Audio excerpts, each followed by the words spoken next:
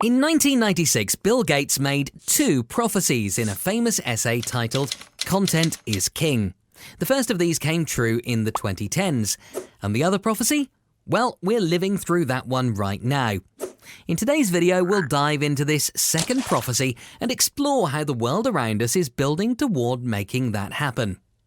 Welcome to Leapfrog, a channel dedicated to making animated explainer videos, simplifying crypto and decentralized finance. If you're new here, be sure to subscribe. For this video, we have partnered with our friends at Genesis Block. They analyze crypto protocols based on fundamental principles, which is something you'd rarely find in this space. Check them out.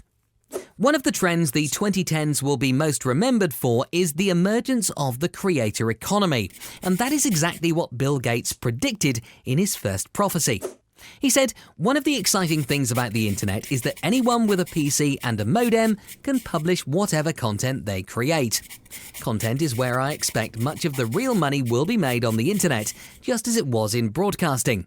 Most of the apps we use today are a product of the creator economy. We spend hours every day watching reels of our favorite creators on Instagram, trying filters out on Snapchat, and swiping right on perfectly curated entertainment on TikTok. Content creation is a huge part of the business model of the internet. Creators produce media with educational and/or entertainment value with the intent of growing and, in most cases, monetizing an audience. However, as we started to realize towards the latter half of the decade, and definitely towards the beginning of those roaring 20s, there is a bit of a problem with this model.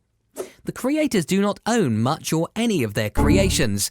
The power in the relationship is firmly stacked towards the platforms, and most revenue accrues towards a sliver of the most popular creators on the platform. Creators are getting paid, but minuscule amounts compared to the value they generate. This model is bringing to life the second part of Bill Gates' 1996 prophecy, where he said, "For the internet to thrive, content providers must be paid for their work. The long-term prospects are good, but I expect a lot of disappointment in the short term." As it stands, we might be staring at the fag end of this short-term era and the dawn of the Web3-based ownership economy. Popularized by Jesse Walden of Variant Fund, the ownership economy is where the products and services will be owned and run by its participants via the alignment of incentives using tokenization. But before we jump into Web3, it's important to better understand the history of the creator economy and the problems that we're trying to solve. History of creator economy. First, we had the hobbyist era, MySpace, Friendster, and early Facebook. This era was characterized by following people you knew in real life and not much more. The distribution era came next with the rise of influencers on platforms like Instagram, YouTube, and Snapchat. It was characterized by unidirectional follows, following people you had never met in person but who gave you entertainment, educational value, and by the rise of the advertising model. These platforms became a promotional channel for other businesses to achieve their objectives. Creators create content that the audience pays for with their attention, while advertisers buy this attention accumulated by the creator. The next stage, the one we're in today, is the independent era, where creators via platforms like Shopify, Substack, and Patreon have moved from selling other brands to become the brand themselves. The independent era has allowed creators to capture more value and deepen fan relationships, but they still do not capture as much of the revenue upside as they should, while the platform itself captures disproportionate value. But why is this the case? Well, there are a couple of main reasons.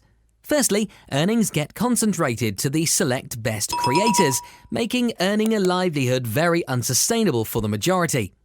Secondly, the nature of centralized platforms. At first, to attract as many users as possible, they behave in a much more positive, user-attractive manner, offering all sorts of perks to users to make it more attractive and sticky for them to use the platform, and in turn make it more difficult for them to leave. Once the platforms have built enough network effects, they flip the switch. The relationship turns much more extractive and negative for the end user, but at this point, it's too late. Take Facebook as an example. When was the last time you actually wanted to log in and face the barrage of negative comments and echo chamber creating algorithms? But, well, the birthdays of all your friends are on there and they plan all their events there, so obviously you can't leave. So, what is the solution? For a platform to be as friendly for creators as possible, the published content must be owned by the creators themselves and not the platform. The world is enabled by tokenizing the content. Tokens fill three major gaps in the current model. 1. Accessibility. They are not restricted by geography. Individuals anywhere in the world can support creators and also invest in them, sharing their growth and profit over time. All they need is an internet connection. 2. Programmability. The token can have any rules codified in it. For example, a creator can unlock certain exclusive drops only for their earliest 100 supporters, or they can release only 100 versions of their digital art as NFTs, creating digital scarcity and hype for their NFTs. Artists can also introduce royalties on their NFTs. This can unlock a whole lot of innovation, with the original creator getting compensated for all secondary sales. 3. Data insights.